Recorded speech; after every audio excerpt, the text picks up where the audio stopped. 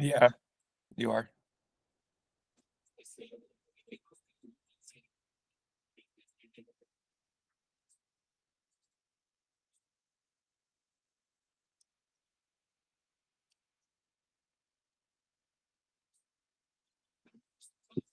Yeah, you are.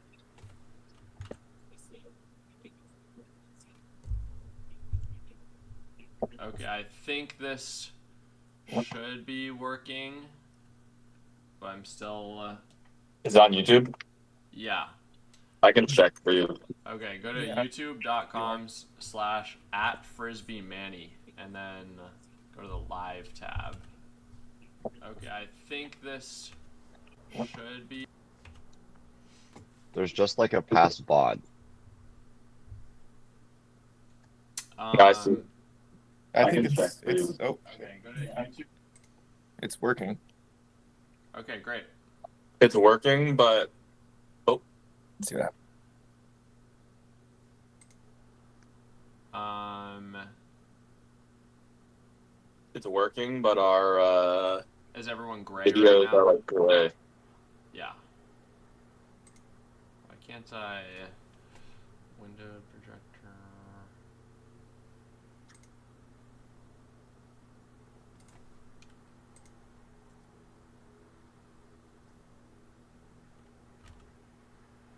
Okay, if I go, I just have to keep it on the Google Meet tab, and then we should be fine.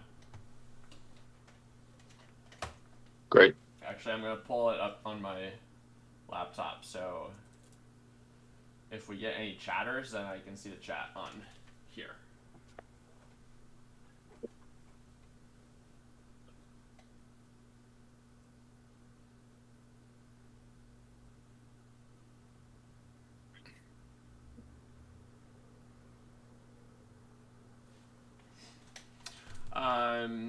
Okay, great.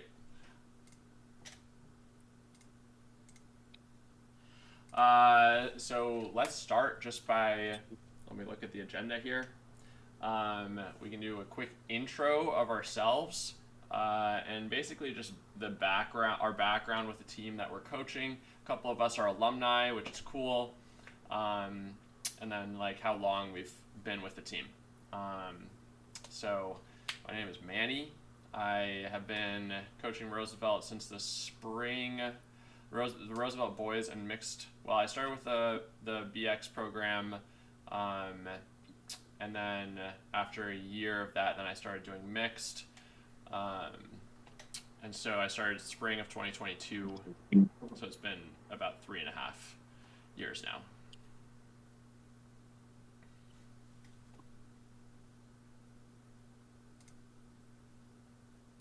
Okay, Zeppelin, go. Yeah, I'm Zeppelin. Coach at Cleveland. Also an alumni from Cleveland. Graduated in 2021. Been coaching since 2022, the fall of 2022. So now that makes about 3 years, maybe 4. 3 or 4. That's me.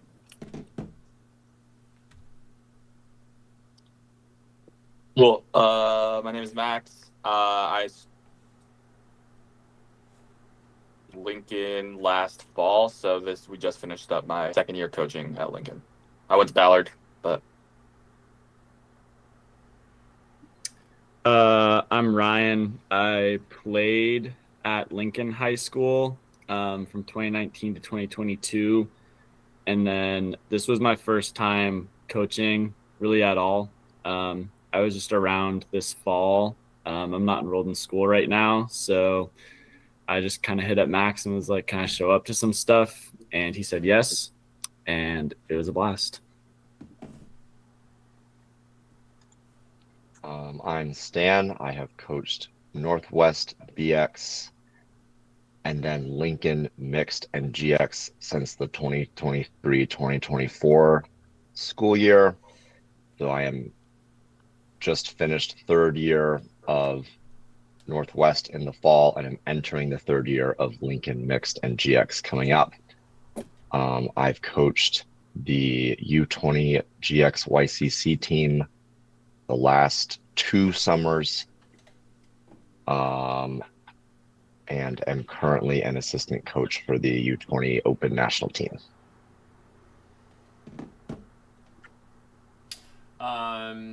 So a lot of the prompts I have, well, pretty much all the prompts I have are somewhat. Manny, you are muted. Thanks. So these prompts I have are somewhat in chronological order. So just from the start of the season, well, really the preseason, how much planning did you do going into your season? Like, what kind of map did you have for the season or lack thereof? Yeah, what was the level of that heading into the season?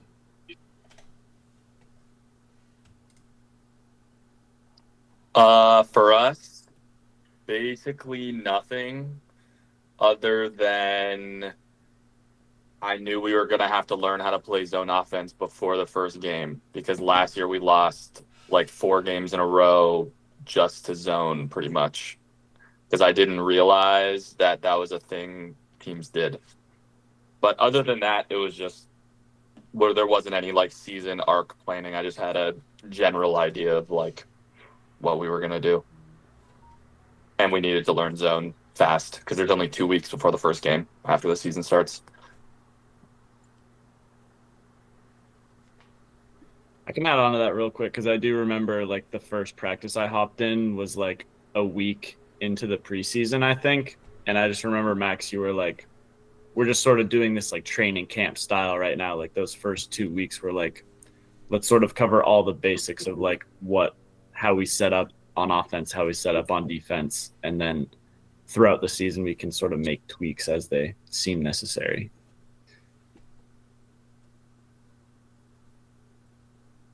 I can talk about Cleveland. I think last year in the 2024 season, we had like no plan at all. And it's kind of my fault. It was like I kind of became the head coach and had to like take a lot of like practice planning, adminning, scheduling games, pretty much doing everything, and didn't really think we'd need a plan. And we kind of didn't because we made it pretty far, but got a lot of feedback from the players going into this season. They didn't really like the lack of plan and not knowing who's going to be at practice, coach-wise, not knowing what we're going to be doing at practice, not even knowing if we're going to have practice. So going into this season, we made sure that we had like a season arcing plan, kind of divided the season into 3 parts.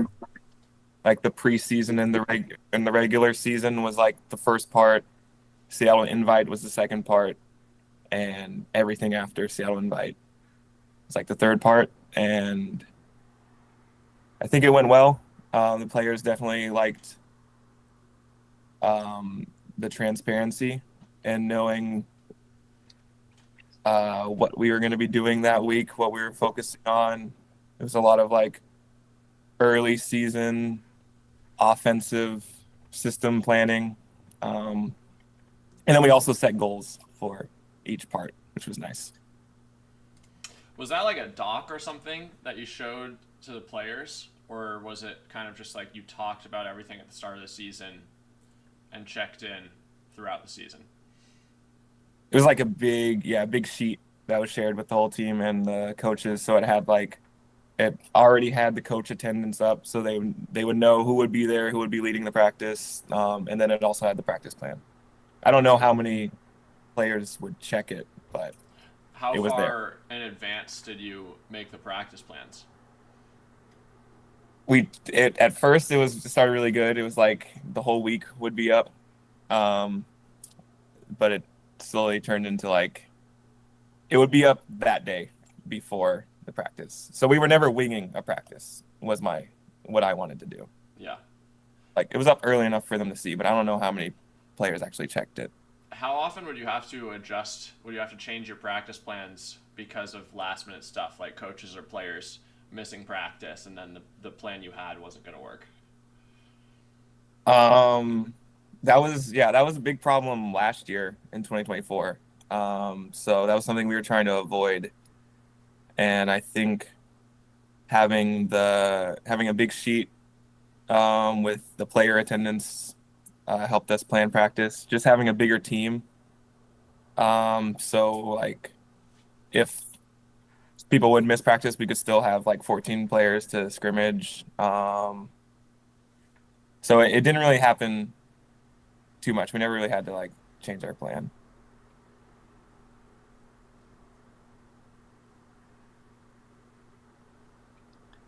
Um, for the fall for Northwest, we don't have like big overarching season plan. Like it's generally just implement the basics and kind of see where we're at and what do we need to work on the most. Also, in my role for Northwest, I'm more of an assistant, and so I do very little of that prep work. Um, but our team was very small in terms of numbers, so we often like didn't have enough for sevens. So that definitely changed how we ran a lot of our practices this year. But most of the time, like our three coaches show up and we talk about what do we want to do today, and maybe like someone probably has an idea going in, and we kind of just workshop it from there. I think that that is an approach that kind of only works because all three of our coaches are like pretty experienced coaches and frisbee players. Especially Reed has been coaching Northwest for over a decade. So like and when I'm the head coach, I definitely do not do it that way. Uh, it kind of only works because of the people that we have. Yeah, with Roosevelt, I was more in a similar boat with Max and Ryan. Like, we definitely didn't have any overarching plan for the season. Had a couple of concepts that I knew that we wanted to build around, but like, um, hearing Zeppelin talk about that spreadsheet, I think that's a really interesting idea, and maybe having a sheet like that helps create buy-in with the players. Um, when I coached Wales in 2022, when we went to high school nationals, we had an attendance spreadsheet, and I would ask them to update it at the beginning of every week, and it was so hard to get them to update it, and even when people put in their attendance, it wouldn't always be accurate, and so like I think an attendance spreadsheet is super helpful. I just After that I was like, okay, it's pretty tough to get high schoolers to buy into this idea, but I think it definitely could be worth trying again, and maybe if people feel like they put in that they're going to be there for a certain day, maybe it holds them more accountable for showing up. For the winter and the spring, when I am the head coach, there is a channel in our Slack that is attendance, and it's kind of like a cultural expectation requirement that you put when you're going to miss something in that channel. So it's not a spreadsheet that people do ahead of time, and it kind of gives them the flexibility of being high schoolers and forgetting to update that until the day of, but also will still like give me some notice. But the main thing it does is like make them be accountable because I have them put that they're missing and also the reason why that they're missing practice, which is more to make them think about, is this a good reason to miss practice? Because they have to write it out and send it to everybody. And then if it is, then like the expectation on the other end is that the team and the coaches trust that like you do need to miss practice for this reason. And so it's pretty chill. Like I've never had an instance where I've needed to like talk extra to a player about why they're missing practice, because people generally only miss practice when they feel that it is important, and usually I agree. So I found that to be a helpful in between this, because we had an attendance spreadsheet for the summer for YCC, and I had similar issues that you described, Manny. And I think the Slack channel was like a good in between. So moving on from the preseason to the start of the season, with regard to team culture, how did y'all set expectations for the culture that you wanted from the start, and how did you maintain that culture throughout the season? Or actually, I'm also curious, another part of this question, like what is team culture? I feel like every team that I've been a part of at some point has been like, what is our culture? Like we don't have a culture. And then it's kind of like this amorphous concept that's really hard to define, and it looks very different for youth teams than club teams. Did anyone else start with like a team meeting to try to get on the same page?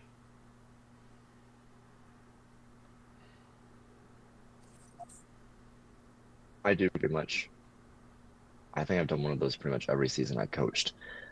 And I kind of have mixed feelings about it, of like a lot of the players kind of say the same buzzwords in those meetings, despite my attempts to make them think a little more critically. And so it makes me question a little bit how useful it is, especially for upperclassmen. But for underclassmen, I think the meetings are really valuable because they've never done them before. And I think it helps them understand the level of commitment a lot more. But I've been thinking about how to get more out of those. And I don't really have an answer. Yeah, I mean, we didn't do any sort of meeting. I mean, like, it kind of goes hand in hand. Like, so similar to what Sam was saying about attendance, we just had an attendance channel. And I think a big part of, like, I guess the culture, just the expectations that I try to instill a little bit is just like I'm trying to treat them as adults, essentially, and understanding that they obviously aren't adults, but like the expectations is that they're going to communicate when they will and won't be there. And if they aren't there, like we're going to keep moving forward. And so there wasn't necessarily like we don't have a meeting or anything. And I would say our captains do the majority of the like culture setting because they are realistically, I'm kind of like playing off them most of the time, at least at the beginning of the season.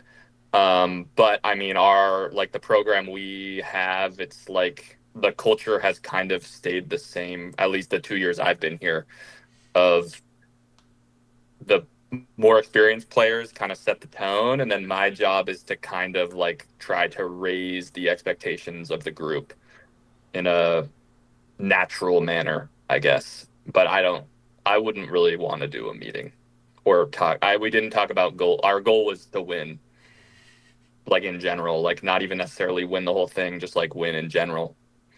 And like the question that I basically asked like every day was like, how good can we be? And it's like a question you'll never answer, but Yeah, we had like probably a 15 to 20-minute meeting. I think it was like around, maybe not our very first practice, but somewhere around there. We did kind of the classic activity. We all came up with some different words for what we wanted the season to be centered around, and the words we came up with were fun, respect, and winning.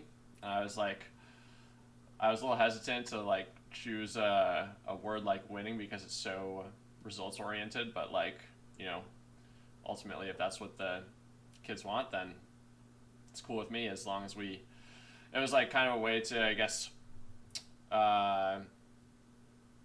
hold us accountable for like whenever we were not doing things that embodied winning. I could be like, okay, at the start of the season, like this is what we wanted.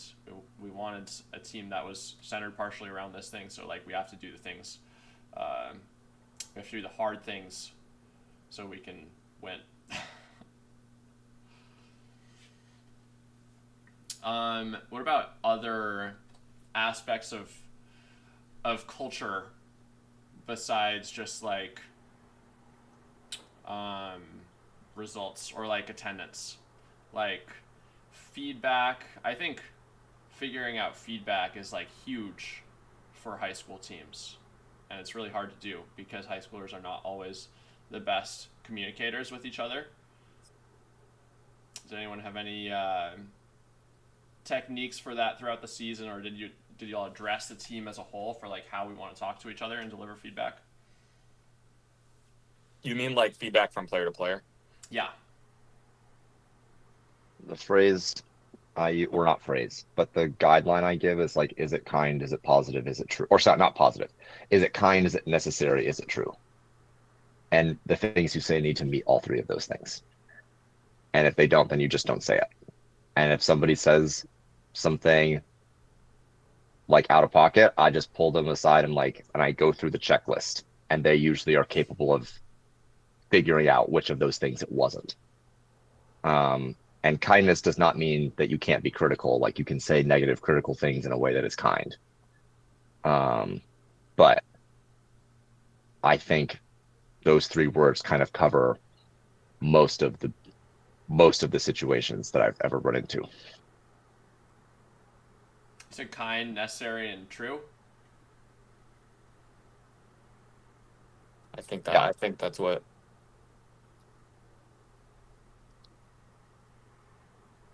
Yeah, I mean, we didn't talk about it a whole bunch, but I mean, there were definitely times where like people would give feedback where I was like, that is completely useless.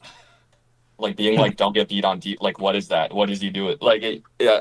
To me, it's just like, is it remotely helpful? And is it like is there an action there? Is there anything like you have to give them something that's like an actionable piece of feedback? If it's just like, oh, you have to like not turn it over there, like, okay, thanks. And it's like I most of it was just like if someone says something, I'm just like, what is that? Like but there wasn't anything like formal that we talked about. I think one thing that I found interesting about coaching too, because I do feel very deeply about feedback, and obviously there are some things that are just straight up not helpful, like don't drop the frisbee. Why'd you drop the frisbee? But on a certain level, I think every single piece of feedback like has value, even if it is just like, why did you drop it? It's like, okay, your teammate is expecting a little bit more from you, and that's the feedback you're giving. So I think like part of your role as a coach in high school is like being able to take something that might not seem like feedback from one player and then turning it into feedback for another player. Like if somebody's like, I feel like I was open there and I'm not getting thrown to, then that sort of turns into a growing opportunity for the thrower, and you can sort of talk to them about like what they saw on the field, why they didn't make a specific throw, and then it sort of becomes like you're this like middleman sort of translating like, I need to be thrown to into this person thinks that they could have been thrown to. What did you see? And they were like, I saw somebody standing in the general area and I just wanted to possess the disc.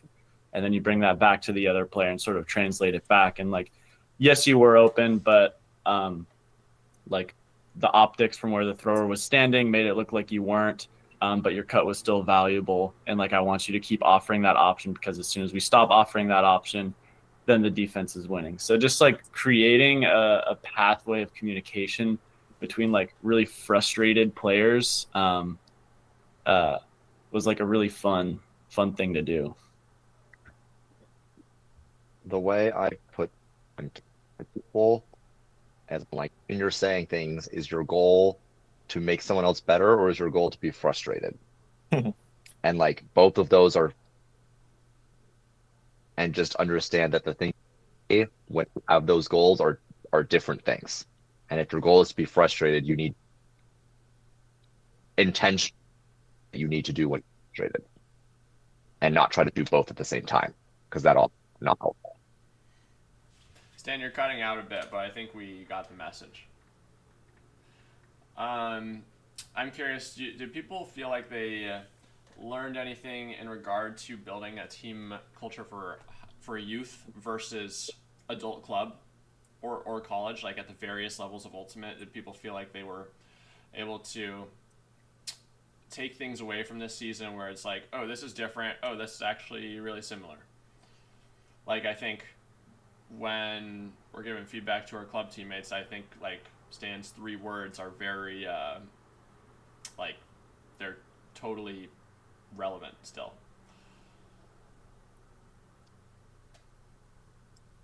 Yeah, I guess what I noticed is kind of like what Ryan was saying, like just finding ways where they can talk to each other in like a healthy, positive way um, is probably more important than like building skills, like on-field skills for the high schoolers, because like they're really good, and they like I guess my team was like a lot of seniors. I think there were 12 of them, so like they had all been playing together since like for the past like 6 years.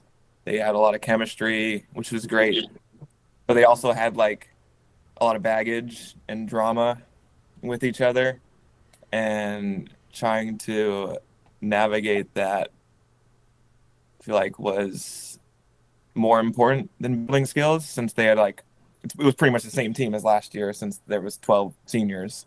So I think when you brought up culture, I was thinking more about that than like the culture of winning or buying in or wanting to try really hard. So like we had 2 kind of like circles, not really team meetings, but just like we just gathered up after practice. We had the one where we set our goals, and a lot of the common goal was like just being able to be open with each other when we're frustrated with each other, not like having any animosity or holding anything in, no matter like how intense it would get. And then the very next day we like chose our captains, and the way I wanted to do it was I wanted to have people who were nominated as captains accept or decline their nomination, give a little spiel about themselves, and then walk away. And then we were going to go talk about them when they weren't here. But they kind of just hijacked that and started talking straight, like talking about like pluses and deltas of each potential captain straight to their faces. And when that started, I got like terrified. I was like, "Uh-oh, this people are going to quit. They're hearing like some kind of negative things about each other. I mean, all this is true. Some of this might not be true." Um, so I was very worried that half the team there was going to be a fight or half the team was going to leave. But it actually like really I think it really helped everybody who was like hearing feedback, some pretty harsh feedback about all of our like nominees, and they all took it very well, and like I think it brought us all very close. That was like before games had even started, and I think it was just really cool to see like we set those goals the day before, and they like were already trying to I don't know do them. Yeah, that's really impressive transparency. Um, Moving on a little bit to like the actual gameplay on the field. With regard to offense and defense, what does the word system mean to you?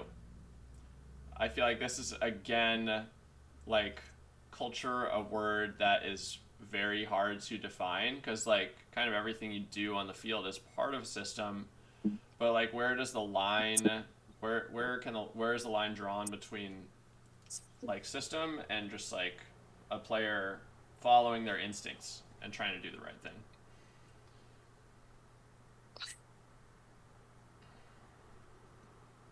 I feel like you should go first, Manny. Okay, I feel like, um, well, I guess part of the reason that I'm asking this question is because I was thinking for most of the season, like whenever I try to teach a systematic thing, um, especially to youth players, but I mean, honestly, basically to anyone, like it just seems like an opportunity for people to not do it. And and especially at the youth level, if I think if players are trying to like keep track of like flowcharts, um, it can overcomplicate decision making for them, and lead to us forcing things or like trying to play within a prescribed action. And so for most of the season, I guess I was trying to uh, really just like have a couple principles that we built around, um, and like really try not to define uh, how we were playing a lot of the time. So I guess like what is a system? I guess like when I think of the word system, I think of more like a flowchart decision making thing where it's like, okay, if this happens, then the next look can be these options. And if something is more of an instinct, then I guess it's just like the lack of clarifying those options. But it's also tough because like you want to teach your high schoolers, good things to do in certain situations. So I think it's tough to balance giving options but allowing for creativity too.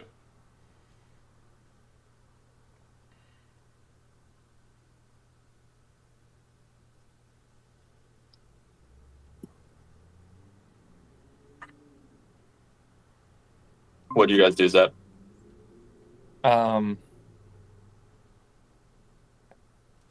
I think we definitely wanted a system because, like I said, the year before there was like nothing at all. Just go out there and play, and they didn't really like that. So they wanted a system. And definitely I tried to build a system early. But yeah, like Manny was saying, like you don't want to put players in a box. You don't want to set like the system shouldn't be a rule. It should just be like a way to start, I guess, or like options or a guideline. Not too strict of a system.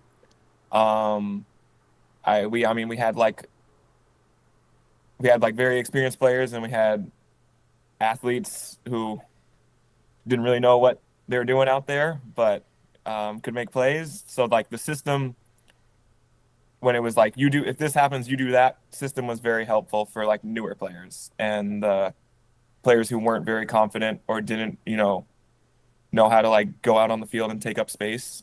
So like having like a this happens, you do this was very helpful for them, and I saw them able to grow a lot through that. But for like the more experienced players, um, definitely wanted to make sure that they still had, it was your team and you could, if something's open, go do it. Or if you just want to go every other, go ahead. But I think the system is very helpful for new players and people who like unlocking like the next, like a new player's potential or something. Okay. Yeah, I mean, Go ahead, Max. I was just gonna say, I mean, like, there were some like teaching systems for us was, I mean, one like it's kind of like similar to what I said. It's like you kind of have to meet the kids like where they are. So the first like bit of the year was like the expectation, in my opinion, is every single year you should start from literally zero. Like we're teaching marks, we're teaching throws, we're teaching at like basic resets. We're just hammering away like all of the big, like very fundamental aspects so that nobody, because we had a lot of we probably had like 7 or 8 new players this year, maybe even more. And a lot of them were coming from the JV team. And so I didn't know necessarily what they had done. And also, honestly, all the returners needed it too. So it was like, doing all the things that like all the work on the fundamental skills to build into the system and making sure like I mean our system was just host stack. It was just like normal host stack. And there was a few things where it was like we want to be a little more systematic in this approach, but in general it's like I think the higher level you go, the more guideliney you become. But for our players, they were like high level enough and like the frisbee IQ across the board was decently good that we also could just like give them general guidelines of how to approach stuff and just kind of let them do things. Like essentially that's what we did. We just boot camp the first like 2 weeks, and then the rest of the practices, the whole rest of the year was like, we're not very good at this one thing, or maybe this other thing we need to work on. But there wasn't like a system. I mean, last year I was thinking we were gonna like, oh, we're gonna like run vert and we're gonna do this, and then I was like, all right, never mind, that shit sucked.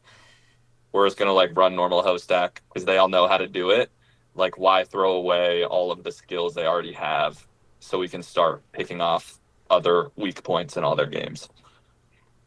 Yeah, it reminds me a little bit of when I was talking to Shayla Harris from Fury, who told me that Fury, basically at the start of every year, they'll just go through fundamentals again, like just doing W drill on defense, or like at the beginning of every practice, they're going to spend a little bit of time working on resets, or just throwing very basic things. And yeah, it's kind of like, I mean, a lot of the time, the best players are not people who can do anything like really fancy, but just execute fundamentals really well and consistently.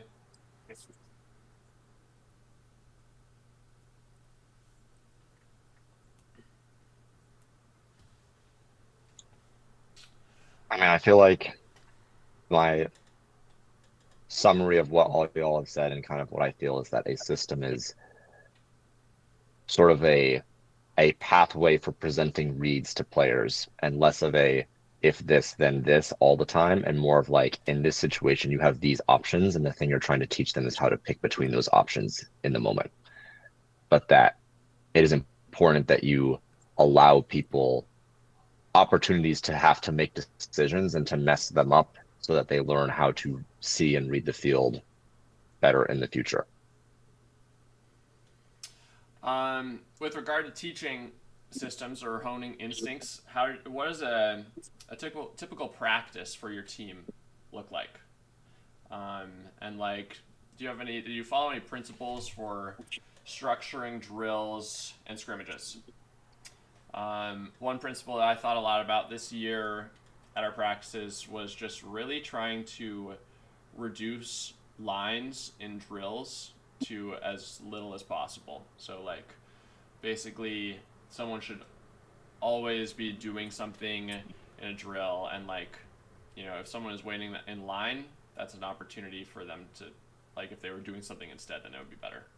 I guess the only function of lines at our practices sometimes, or how I tried to get it to be, was that, if you're going really hard in a drill, then you might need to rest for 1 or 2 minutes, and a line provides that opportunity. But otherwise, trying to have a very high density of doing things. Yeah, I mean, I don't think we didn't run any drills that I can think of that were like really any different than like the standard stuff that they all already know. The other thing is like, I think that kids will only listen for like 40 seconds. And so if you go over that 40-second allotment of focus time explaining a drill and like showing them where the lines are and stuff, like they're not going to know what the point of the drill is. So almost all the drills we did, even if there were like lines and some like chill periods, was just like, this is something we've done before, but here's what we're working on in this particular situation. But yeah, and I mean, our typical practice was like warm up. We either do 4-liner break mark as like our throwing drill, depending on like kind of what we're going to focus on that day. And then it's like drill, and then maybe a game to 3, like focusing on what we did in the drill, and then maybe another drill, and then like either more scrimmaging or maybe end zone or whatever. But like mostly the kids want to scrimmage. So you got to give them what they want, but you have to try to find ways for it to be productive, which can sometimes be difficult. Yeah, when you're scrimmaging, how do you what techniques do you have for trying to isolate a concept that you worked on? Because let's say you're working on like, vertical cutting on offense downfield, and then you go out and scrimmage, and then like, I don't know, that day the handler defense is really bad, so the teams just score by playing small ball the whole time. Like, and there are so many things that happen in a scrimmage, it is really difficult to isolate concepts. Do you have any strategies for focusing on what you were doing in the drills in the scrimmages? I wouldn't say I mean, in my opinion, the scrimmage is not to isolate the concept. You isolate the concept by running the drill. Mm-hmm. And then if it doesn't happen in the scrimmage in the way you want, like that probably means that you need to drill it more. It doesn't mean like, oh, they're just not doing it. It's like, no, they don't understand when and why to do it. Mm-hmm. So then we're going to try to maybe do the same drill again, or maybe we'll try to think of another like slightly alternate version. But I mean, it would be like, oh, it's like we want to be more vertical with our cuts, or like this scrimmage, we really want to make sure we have two people cutting in front of the disc. And so if you're not one of those two people, like get out of the way and like kind of just let them cook. Stuff where it's like,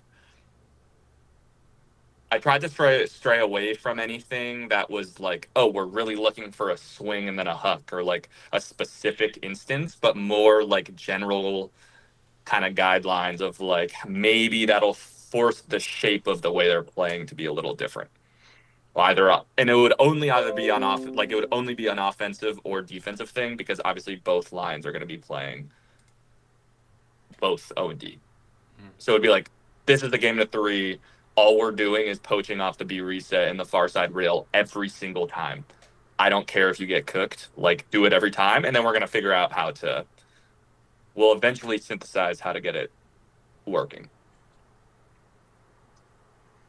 Usually what I would do with things like that, like the example you gave of the poach, Max, is like, in this scrimmage, I want to see this concept happen. And if the situation presents itself where I want the thing to happen and they don't do it, I blow a whistle and send the disc back to the thrower, or like reset it to whatever. And then that person, they tap it back in, install 1, and then that person does the thing, and then we keep playing. We did scrimmages where there was a while where people were just looking off open unders. And we were doing a scrimmage where if you looked off an open under, I would blow a whistle and you would just sub off. And someone else would go on. It was just like the thing is the kids like know, and you need to basically tell them the thing that they should do. And some things are more negotiable than others. Not throwing to open people, for us, I was like, that is a non-negotiable. You have to throw it. Like, I don't care how good you think you are. You have to throw to open unders. It's just like, there's like 4 guys on the team that like maybe aren't comfortable throwers. And I'm like, that's fine if that's not in your bag, but like, we're hitting that. We're throwing open unders, even if it's a turn. I don't care. So I'd blow the whistle. And then like you tell them like, I'm going to take you off if you don't throw it. And then when they don't do it, you just take them off. And it's not like a crazy big deal. It's just like, I told you what our goal is. You didn't do it. And so now I'm going to do what I told you I was going to do the whole time. There was a while where I was having to do push-ups, but like none of them can do 10 push-ups in a row. So we had to come up with alternate. We did some sit-ups one time. I mean, you also have to like make it fun. You can't be mean about it. Just like it's like, I just made the rules, man. You didn't have to break them. Yeah, how we addressed a similar issue was playing a lot of stall 5 scrimmages, which honestly, like the more we did it, the more I was like, we play better when it's stall 5, not stall 10. Like it's so rare. You know, sometimes we'll throw some stupid stuff at stall. Like we'll have a coverage sack at stall 4 because it's such a low stall. But like most of the time, they're moving the disc so quickly, and just like willing to hit the first open throw a lot more often. I noticed with that constraint.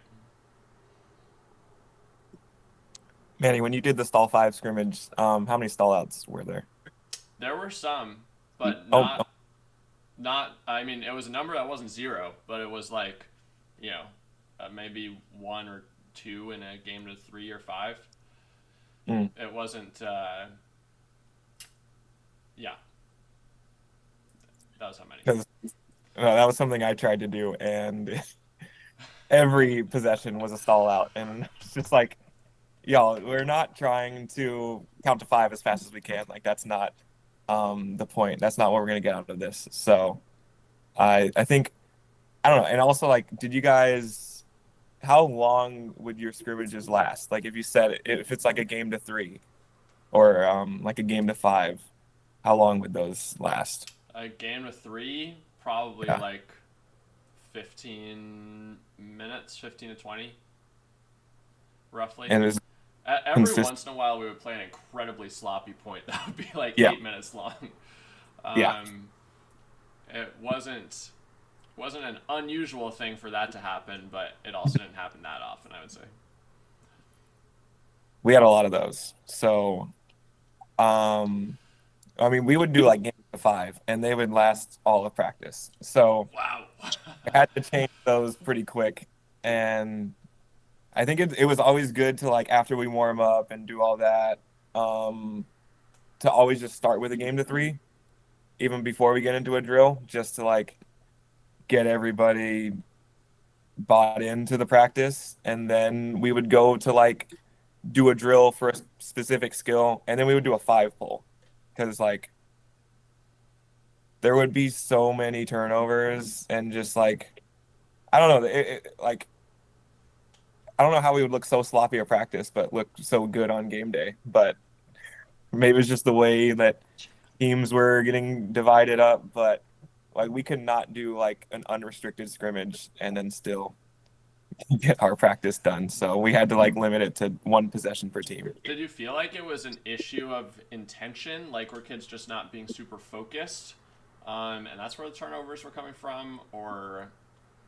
was it like why do you think that was the case? Yeah, no, it was definitely the intention. Like everybody got out there and just like, I'm gonna throw this hook as far as I can and look off all these open people, like Max was saying. I don't have a whistle. I need to get a whistle for next year. That's a great idea. But so yeah, that's why we went into like there was a point in the season, I think like before October, where we didn't even do scrimmages at practice anymore. It was just a bunch of 5 pulls, switching from like our O line and our D line, getting reps, and we would have like a 30 seconds convo, 30 seconds top, because they can't focus for any longer than that about what our intention should be. And did you notice a decline in turnovers when they only had one chance to score? Yeah, because they want to score and they Yeah. want to scrimmage. They valued the disc way more. I'm curious. Did you guys practice in O and D lines? After a bit, yeah. Our O and D lines were like people kind of shifted around as the season went on, but probably after like a month or so, we were pretty much strictly in O and D lines at practice. Yeah, we also practiced in O and D lines. It was something we couldn't do the year before, and something we could do this year, and something the players wanted, and I think it was very helpful. I'm curious to When we hear had from numbers, we did. Yeah, I'm curious to hear from Stan about structuring a practice because Northwest had an average of like 10 to 12 players most of the practices. Is that right? Yeah, yeah, Due to small roster and injuries. pretty much. I mean, yeah, we very rarely did sevens at practice.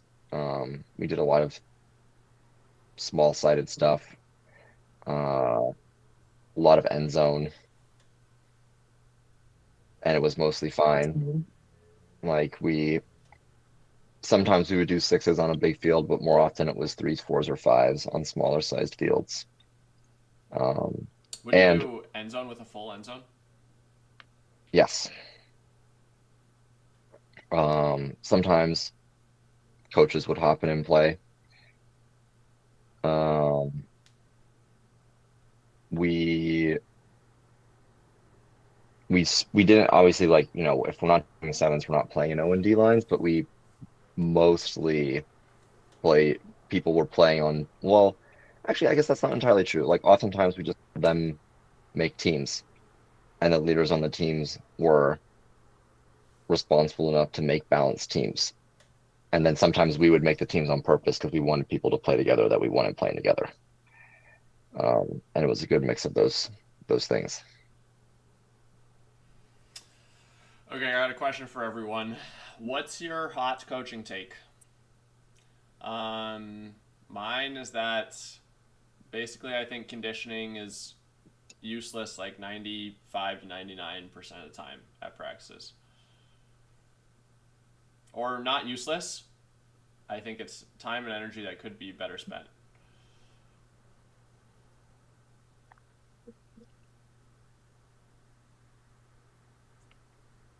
I don't know how many of the takes I have are hot takes. I don't know what the prevailing opinions on coaching are. Okay, what's Just one throw one them out take there. that you Throw have? them out there. Give me like 30 seconds. Okay. So I have 3. One is that zones should be banned in high school. 2 is that the season is short, so spending time teaching like novel systems is a waste. And that the biggest issue I see in the SPS league is that the kids are severely lacking like athletic development, and that they should all be playing other sports and like lifting and not just playing frisbee the whole year. Those are my 3 hot takes. Yeah. How do you, as a coach, but not like someone with a PhD in athletic training or whatever, do you like do athletic training at your practices at all, or how do you build athleticism in your players, or are you just like go do track so you can build that elsewhere with a track coach? Well, one, we do plyos in warmups. The difference between the plyos they did week 1, which were so bad I actually couldn't believe my eyes, and at the end where they were like pretty good, I think made a pretty big difference for a lot of the guys, especially that didn't play other sports. And I would condition them. Is the other way. Is I would just make them run, especially if they're like kind of pissing me off. I'd be like, well, even better. We just go run. My favorite moment of the season was we took half against a team 8-1, and then Max was like, all right, we threw 3 turnovers. Get on the end zone line. So we're running 3 end zone shuttles. I was like, this is so awesome. I feel like though that's not like conditioning to condition. It's like conditioning for culture's sake. You know, it's like a symbol. No, that definitely. No, I would say if you're gonna like to because we also can like do footwork every practice to start. Like part of the warm up is plyos at the end of the body warm up into footwork, which is either Hollywood squares or W's or one-on-one mirror something, like some like kind of small space footwork slash conditioning to start before we go into other stuff. I mean, it's just stuff that you need to stack it across a whole season. Like that is a bad example of conditioning because that is just conditioning for conditioning's sake, where it's like they were just playing bad, and I was like, we shouldn't have like these turns. Like, what are we even doing? Like, what? Also, nobody was. We were up 1,000,000, so like no one gets to play, and we were scoring so fast. So I was like, honestly, we'll get some more steps in. But yeah, that I think you they just need to run, and you need to try to it. I have a decent amount of like knowledge I've gained over like from my lifting. So like I'm writing like a small like workout program for the Lincoln kids because they like want one to go lift, for example. But I think conditioning as a punishment is actively detrimental. And conditioning, like this year on Northwest, we did, I think, a significantly better job of, we did plenty of conditioning, especially at the beginning of the year, but it's framed as, especially for us, like we are a small team. You are all going to play a lot of points in games that matter, and you need to have the physical capability of doing that. And so we're going to do conditioning specifically because it is helping us in this way. And not as a, and very rarely ever this year did we do it as a punishment for something. Whereas I think we've done that more in the past and I haven't loved it. Yeah, we had something similar. We kind of like rode the line of punishment conditioning to like something a little better. I guess we called it, Clay came up with this. We called it our like accountability sprints. So it was a part of our warm up, and it wasn't always sprints. It was just some kind of like physical thing we did, not too related to frisbee, and it was just one per each person who was late or not at practice. And by the last couple weeks of practice, we couldn't condition anymore because everyone was there on time. So I think it worked. It was our accountability. And in the past, actually, when I was in high school, my coaches made me do this. The players that were late were not allowed to condition, and they had to watch everyone do it who was on time. Ouch. I don't like that idea, but it's just like they should also run too. So Yeah. I That's mean, how we did it in college. I do feel like it's like if you are doing the running, that's kind of like a way to be like, it's okay that It's I was very late. shameful. Yeah. It makes Yeah, you feel really bad. Of course, the debates of that tactic of psychological warfare on youth are there's probably a debate there. what are Zepp and Ryan's hot takes? My hot take: in high school, coaches don't matter. It's all pretty true. I disagree I with that. definitely think that's a hot take. I respect the hot take. They could do this on their own. I guess my hot take is, I'm trying to think of like the right way to phrase this, but like the macho energy that I saw in high school ultimate was like something that like even in college, like in college it happens. But it was like kind of crazy, like the amount of like macho energy that I saw in Frisbee and in high school Frisbee. And obviously there's a line to be drawn. Like if you're presenting bad spirit towards another opponent, line drawn, like we're not going to do that. But I honestly think like that was something, it was one of Lincoln's strengths. I felt like this year was like these kids who come from other sports. And I think this goes into Max's point about like, if you want to get better at Frisbee, you have to play other sports. Because if your only like frame of competition is Frisbee, I feel like you miss out on like that development of like a certain killer instinct of like, damn, this shit, like this is hard and my back is up against the wall because like I'm just so passionate about this, and maybe it comes out in like a macho way, but I think that it's good. I think that it's a healthy expression for young athletes to like be a little rah-rah and to spike the disc at so long as it's just like within their own team and firing each other up. Because that's something that happens across every other sport. And athletes across other sports, I feel like have a way better, like you can call it Mamba mentality, killer instinct, whatever you want to call it. But like when stuff gets hard, I feel like people who have played other sports perform better because they perform under more pressure and with more emotion than happens regularly in Frisbee. I don't know. I think my perspective on what you're saying is that I view that as more of a like, those things are correlated and not causative in other sports. Like, I don't necessarily think that the type of energy you talk about leads to like the ability to perform under pressure. I think they can exist at the same time, but they don't necessarily related. Basically, it's like, I think you have to be really careful with that kind of energy of it actually leading to the reverse. Because I think the ability, like the mental toughness to perform under pressure is basically just can you make decisions, whether they're like intellectual or instinctual, when you are feeling a lot of stress. And sometimes that energy helps with that, like you're saying, and sometimes I think it really doesn't.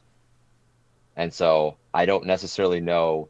It's not that I think what you're saying is like a bad thing, but I just don't know how related it is to the outcome you're talking about. I mean, Yeah, I think we should argue about it, each of these hot takes. Well, I I guess can- my point is that like I've noticed this like whenever I want to like start talking smack to somebody else, it puts a pressure on myself to perform at a higher level. And whether I perform better or not, I'm getting better by manufacturing a pressure that is otherwise non-existent. That's super fair. And to be clear, I don't care about people talking trash at all. Like that's totally fine. Uh, yeah, I and mean, I I look, definitely think yeah, there's more of a culture in frisbee that can like lead to, I don't know about not less intensity, but just I think there's definitely in frisbee like people are less tolerant of things being difficult sometimes. Can agree on that. Yeah. Zeppelin, for coaches not mattering, do you think that's like, are you talking about any specific aspects of the game? Like, are you just saying for results coaches don't matter? Or like, I've heard a lot from players quitting sports because they had a bad coach. Um, Yeah. No, that goes into my take. Like you're like those players would still be playing if they didn't have a coach. oh, okay. So you're saying would it be better if there were no coaches? I don't think so. Maybe it's just like my hot take in general, not even like about coaches, but I think I'm thinking of like coaches like coaching from the sideline during a point. Like there's only so much we can do then like once they're on the field, like it's in their hands. Like I like throughout the whole season, I would only talk to my players when they were on defense. Whenever we would get the disc, I would just turn around because I can't watch. And nothing I say is gonna change what they do, their decision making. Um, just I would just hope that what we worked on in practice, whatever we talked about in our pregame huddle, that would stick with them, and then they'd get it done. So I think more so like talking talking to the people on offense from the sideline doesn't matter. It's not going to do anything. I think that's my hot take. I can definitely agree with that. Well, it can do something. It can definitely make people play worse if you're Yeah, exactly. telling them to like throw it, and then like by the time they hear that and process it, like that window's not going to be open anymore. Hmm. Um. Okay, last question here. Did you I have guys? I have a Oh, hot take. all I'm right. gonna Oh, come up with a right. hot I'm take. excited. It's not actually, I don't know. It's Oh, kind of building off of Max's about other sports. And also this is not a 100% original hot take, because I've heard it from other people. But in Seattle youth frisbee specifically, I think that the mixed season, while fun, is overall detrimental to the long-term development of frisbee players from here. Basically because it means they play too much frisbee and not enough other sports, and they don't have a break. Um, and then specifically for the GX players that are new, that are coming from middle school, their first high school frisbee experience is playing with 12th grade BX players, and that can often be incredibly challenging. Um, and so even though I think, especially if you have a good mixed coach, that like mix can be fun and there's value in doing it at such a young age. Like I never did that when I was growing up, and it like there have like been some very cool moments from that exposure that like overall because of the negatives that it's like net not helpful and like actually kind of I think makes this worse. I think it means that Seattle pumps out more frisbee players and less people who are athletic that are good at frisbee, which is kind of what you need to be better after high school. I think I I probably Yeah. mean, yeah, Nope. I probably agree with that for like 90% of schools in Seattle. I also coach a school that doesn't play in the fall or the spring, so they only have a mixed season, and those players are like, not really hardcore frisbee players. They just want to have a fun time in the winter. So if the mixed season were abolished, I would be sad for them. But I am not sure how many. It's sad too. Like I just say I agree. I think that's like, I guess maybe why it's a little bit of a hot take is that it's not entirely true for everyone, and obviously it's like a case by case basis. But overall, I think it's a net negative.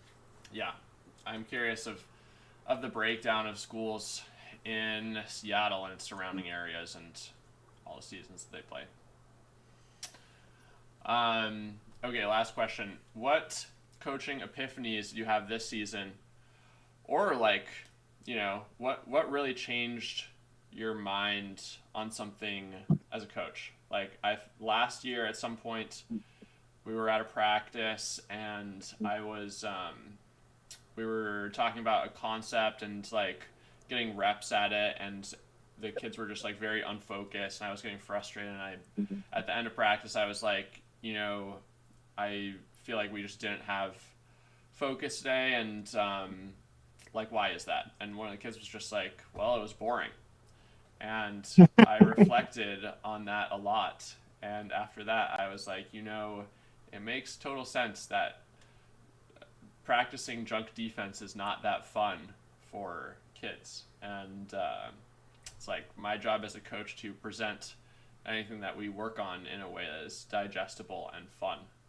So that was a big, well, it has been a big focus for me basically since that moment.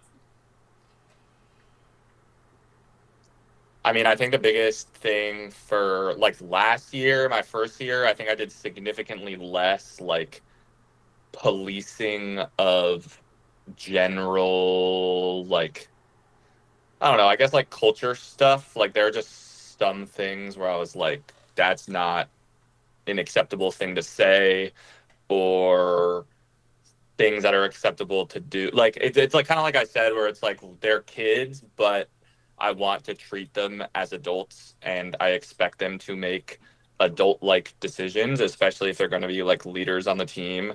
And so like this year, I think I was definitely, and I think I could do it more, but I was definitely like policing stuff like that, like a little more as like their superior, I guess, rather than kind of letting them like choose what they want to do. And then also like outside of one situation, I was like, we can't be antagonizing other teams with like cheers or calls. I was like, you can spike the disc as hard as you want. You can like get as hype as you want. You can like kind of get in people's face, but like we're not going to have cheers that cheer against another team. Like that's just not what we're going to do. And I would say that's probably the biggest thing. And then also, honestly, like seriously not focusing on anything new or interesting, just like only being like, it's host deck. You guys know what host deck is? Now we're going to take away every single low hanging fruit of all the skills and fundamentals we can try to get better at so that everybody can get the most out of the season.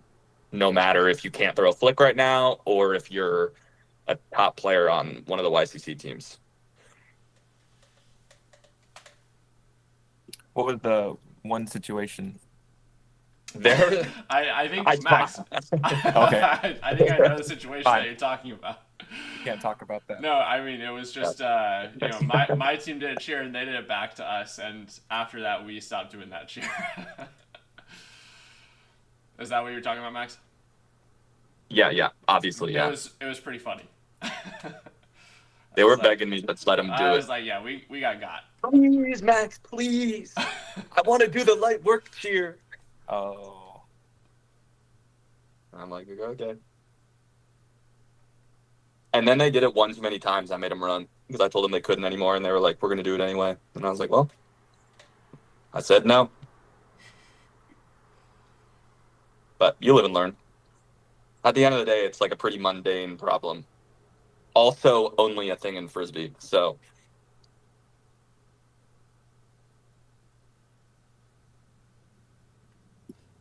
I guess my epiphany was I wanted to make.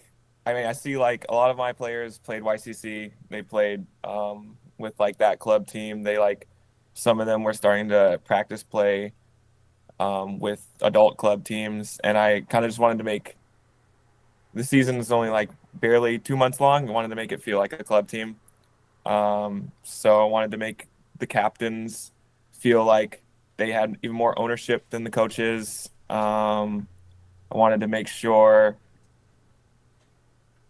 like, the whole purpose of that circle we did in the first couple of weeks was so that they would be able to like hold each other accountable to their faces, not say anything behind people's backs. And then I wanted like practice to also be very competitive and feel like a club practice. I wanted to make sure one team would go home angry every night, and I think that worked.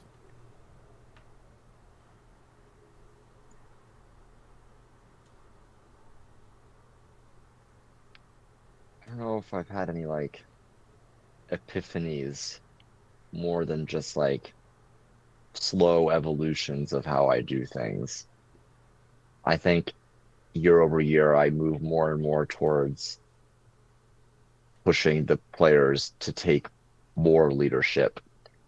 The I'm always there for them when they need help or if they feel like they can't do something. But the first year that I was like a head coach, I was like pretty in control of almost everything.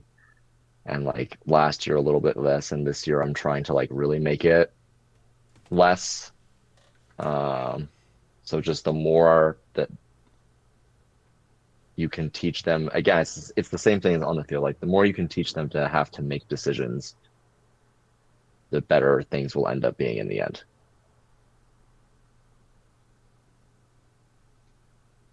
Mine is really pretty similar to Stan's, which is just like the hardest way to get through to a high school athlete is by telling them what to do.